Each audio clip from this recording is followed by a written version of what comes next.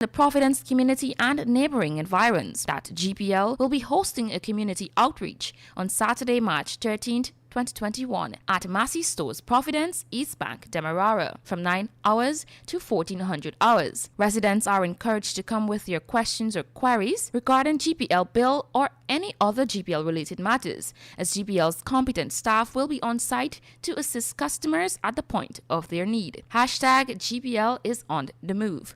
For more information, call GPL's call center on 226-2600 or contact GPL's Public Relations Unit on 225-1471. Keep calm. This is the news on top of the hour. Live from our studio in Georgetown. Kaieteur Radio, 99.1 FM.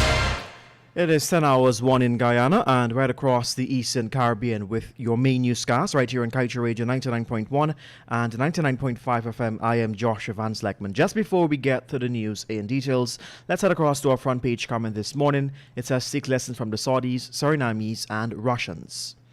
The Russians and the Saudis, the two oil companies, are closing ranks to increase oil production. Both are attempting to get richer from their oil. Closer to home, the Surinamis are exercising prudence. Their leaders are working to obtain the best deal for their people by ensuring that their oil is exploited on their terms only. Their handling of their oil well provides a blueprint for our leaders. The Saudis, Surinamis, and Russians oil leaders are acting sensibly. Unfortunately, there is no such level-headed approach in Guyana. The PPPC administration is impervious to advice. It can afford to act this way because it faces an opposition which is acting deaf and dumb when it comes to the oil and gas sector. Guyana's knows-it-all Vice President Barath Jagdeo went on radio and said that it was his personal position that Guyana's oil must be exploited as rapidly as possible because he has personal doubts about the future of fossil fuel. Who does Mr. Jagdeo think he is fooling? Everyone knows that Mr. Jagdeo's personal view is only one that counts in the PPPC government. Instead of being a fortune teller, he should learn from the Saudis, Surinamis, and Russians. They are providing the blueprints and the wherewithal needed to maximize the returns for people and country from their oil resources. And we now head into the stories we're tracking this morning on March 7th, 2021. I am Joshua Van Sleckman once again. Thank you for joining us. Let's get to the news in details. With 18 discovery to date and another 5 exploration well planned for the near future, ExxonMobil is now revising the potential oil reserve in the Stabroek Block to be at least 1 billion barrels of oil. This is double the proven 9 billion barrels already discovered. This is according to Neil Chapman, Exxon's Senior Vice President of Upstream Operation. Chapman said it's possible that 10 FPSOs will be needed to develop the resources we've discovered so far. He noted that production in the Permian Basin in the United States is expected to ramp 7,000 barrels of oil per day by 2025, assuming favorable market conditions, using 8 rigs down from 57 rigs that were used during the past year.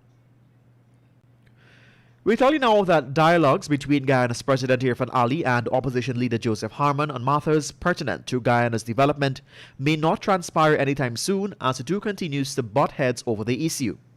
And while David Patterson, Shadow Oil and Gas Minister and Opposition Member of Parliament, announced that the opposition is willing to work with the government, President Ali has made it explicitly clear that he will not meet with Harman for a dialogue until the opposition leader retracts his previous utterances on illegitimacy of the People's Progressive Party civic government. Russell Lancaster, the managing director of Video Mega Productions Limited, the company owned by former Minister of Public Telecommunications Cathy Hughes, which was said to have received over $6 million in contract from her ministry, has offered clarification on the matter, which however contradicts Hughes' claim that she played no role in granting of the contracts. We had reported on the issue of the contracts, which were supplemented by documents distributed by Public Affairs Minister within the office of the Prime Minister, Kwame McCoy. The documents had shown an excess of $6 million being paid to the company, and Hughes is in one instance appearing to have personally approved a payment with her signature as minister. Get the full details of this story in today's Kaieteur News. You're listening to your main newscast right here on Kaieteur Radio 99.1 and 99.5 FM. Moving on, we tell you that relatives of the late Valicia Lewis, who died along with her baby yesterday, filed a report with the police at the Central Police Station over her missing belongings. Following Lewis's death, her cell phone, gold earrings, and approximately $20,000 was missing from her belongings that were left at the New Amsterdam Hospital after she was transferred to the Georgetown Public Hospital. Relatives were willing to let that go, but just days ago they were informed that the nurse who had been attending to her at the New Amsterdam Hospital was one of the persons that she had an exchange of words with on social media. The woman's brother, Leon Lewis, explained to reporters, We didn't concern for the phone at the first, but after we learned that the phone had information that shows a relationship between the nurse and her, that is when we started to push for the phone. We tell you now that Attorney General and Minister of Legal Affairs Mahabir Anil Nandlal on Monday last announced that the government is currently drafting a bill to facilitate the establishment of a border patrol unit.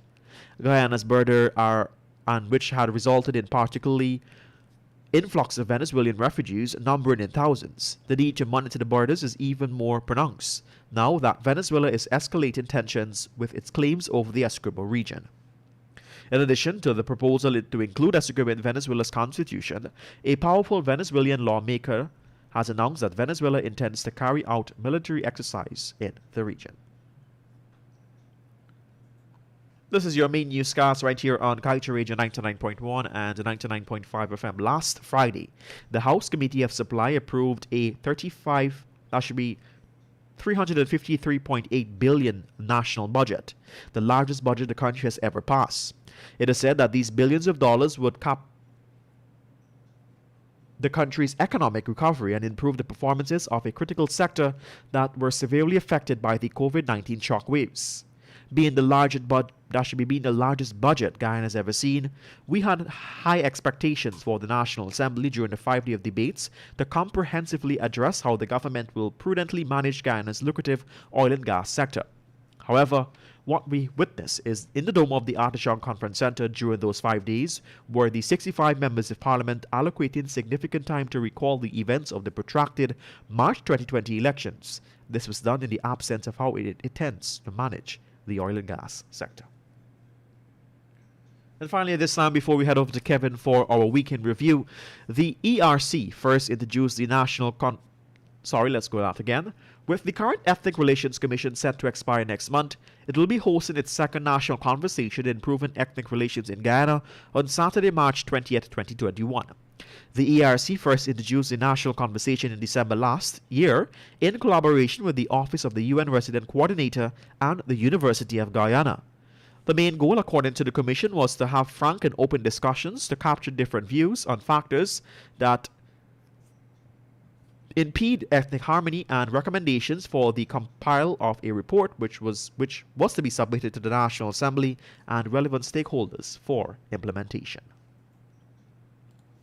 And with that, we've come to the end of your main newscast right here on Kaieteur Radio 99.1 and 99.5 FM. Let's remind you that you can get the full details of these stories and much more by picking up a copy of the Kaieteur News at a newsstand near you, or head across our website at kaieteurnewsonline.com. I am Joshua Van Sleckman. Thank you for joining us. Have a great remainder of your Sunday morning, and encouraging you to continue to listen to us right here on Kaieteur Radio 99.1 and 99.5 FM. Kevin Smith joins us now for a recap of the top stories we carried over the past week. Stay with us.